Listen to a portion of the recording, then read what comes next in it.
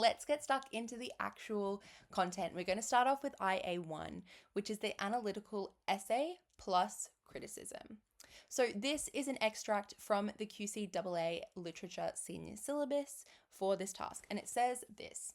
Students write an analytical essay in response to a seen question or task under supervised conditions for an audience with a deep understanding of the studied text or texts. The question or task must relate to how a particular literary text, selected from a prescribed text list, addresses issues and ideas related to culture and identity, and must allow students to critique others' interpretations or responses to the literary text. Questions could focus on, and they go into a range of examples for those questions. So what's really important is that you're not just criticizing someone else's opinion, and you are doing that, but you're bringing your own perspective to it as well. So you're not just talking about a critic, you also have to have your own explicit analysis of the text as well. That's really important and something that's often overlooked with this task. So it's the critic's opinion and your opinion on what the author has chosen to do with the text. How do you do this task well? And the main piece of information that I have for this in terms of my own experience is that most of the time, it's not a student's ideas that trip them up. It's not a student's ideas that lose them marks, but it's rather their synthesis. They will write a really beautiful essay which has so many good ideas and really solid analysis and really interesting takes on the characters and the author, but the ideas don't link. They don't join together. They don't connect. It's not cohesive. And that's where they're going to end up losing marks. So you need to identify your weaknesses when it comes to linking. Are you contextualizing your evidence? Are you linking the points between paragraphs using cohesive devices? Are you returning back to your thesis every paragraph? Logic flow is vital because without it, essays really quickly become confusing and the marker won't be able to determine exactly what your argument is. The golden rule is clarity over complexity. I know there's a temptation to write in really formal, flowery language to make you seem smart, to appeal to the academic side of the marker.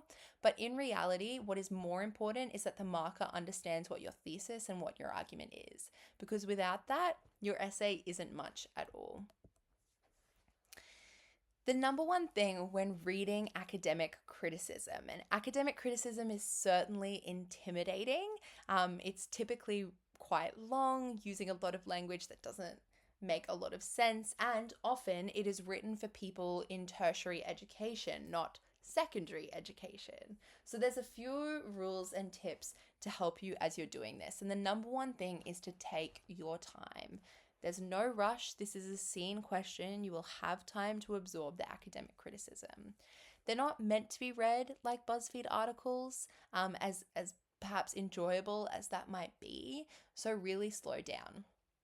Read through the entire article once, highlighting any words or phrases that you don't understand. That's the first port of call. Figure out what it is in the article that you don't understand.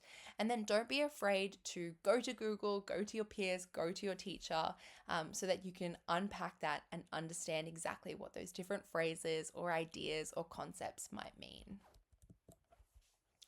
Once you have a decent understanding of kind of how the article is structured and some of the key vocab or the style of the critic, then you need to identify what the critic's thesis is. What is their central argument? What do they want us to understand or believe by the time we finish reading the article? It's the most important part of your essay, and it's the most important part of theirs as well. Now, it might not be easy to find. It's not a requirement that their essay is really clear, their thesis is really clearly stated in the opening paragraph of their article. So you might need to look for it a couple of times. So look for repeated points made throughout the piece. What's the language that is continued all throughout? What are the ideas that keep coming back and keep circling back? That's where you will find your thesis. Then you need to establish your position in response to the critic's thesis and annotate the piece accordingly. So mark the arguments that they make throughout, the topic sentences, the analysis that they use, the evidence that they use, and consider if you agree or disagree. And you can do it as simply as writing an A next to things or a D next to things. Also, you should be considering if their logic can be used to your advantage. Is this something that you can replicate or draw inspiration from? If you annotate more, keep track of the key themes from the text that are being discussed within the criticism.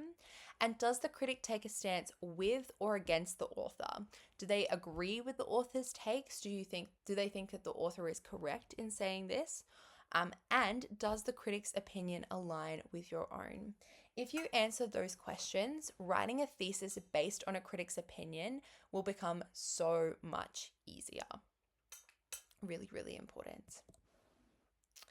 All right. The next thing I wanted to flag is how to write a good thesis. Now, I talked the big talk just then in our last section about how important synthesis is, how important flow is, how important a thesis is, and that's why I wanted to take some time to unpack it now.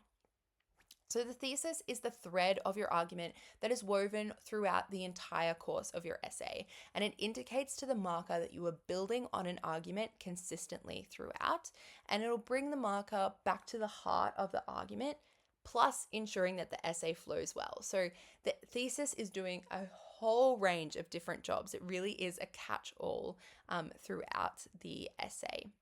So the thesis in this task needs to build from your own opinions and that of the critic, as we mentioned earlier. So a question might look something like this. Critic X proffers that Conrad's language choices in Heart of Darkness challenge the veneer-like, that just is like, it's not a weird German word, the veneer-like quality of imperialist civilization. To what extent is this interpretation correct? So take like a minute, just 60 seconds, consider how you might respond to that. Just structurally, I know not all of you will have read Joseph Conrad's Heart of Darkness. What key elements from that question stand out, depending on the sentence structure? What about that sentence structure would you use in your response? What does that tell us?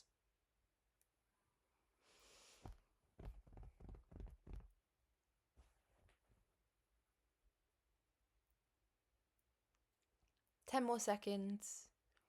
What key language would you be highlighting in that? All right. The first step is to consider the to what extent part, and I'm sure that many of you picked that out as something important to be considering when answering that question. So when you read a question that says to what extent, your response typically, needs to have some sort of measurement word in it. So critic X is partially correct, or critic X is wholly correct. You can't necessarily avoid that. It needs to be answered in order to respond to this question fully. Then the extra detail based on your own perspective of the text, your own opinion on that of the text and of that of the critic will complete the thesis out. So critic X is wholly incorrect is partially correct that Conrad manipulates language choices to strip away the veneer of imperialism and expose those who employ it. So you have this idea of the critic's opinion in this idea of veneer-like quality of imperial civilization. So that is the first part of this. And then the exposing those who employ it, that's new. That's not included in the critic's perspective in the question. So that's when the author of the piece, the student, is bringing in their own perspective to fill out the thesis. So that's how we're building a good thesis together, including elements of the critic and elements of your own perspective as well. Really important.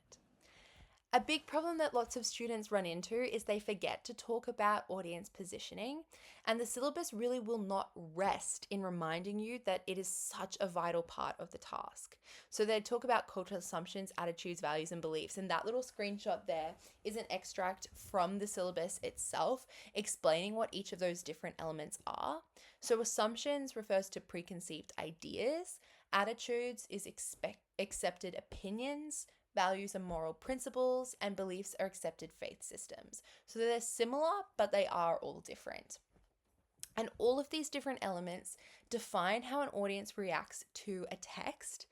And you need to consider, as you're exploring audience positioning, how the history and culture that surrounds a particular audience would sway their reactions rather than enforcing your own opinions upon them. So if you think in the context of Heart of Darkness, which is a text basically set during the 1800s, you can't just think to yourself, oh, well, colonialism sucks, so everyone would have agreed that it sucked. That's not necessarily true at the time, particularly because Heart of Darkness was written for a European audience, and Europeans at the time were engaging in a fair bit of colonialism themselves. So you need to consider how their society and how their culture was structured before you decide how they would have responded to a text that attacked colonialism, essentially.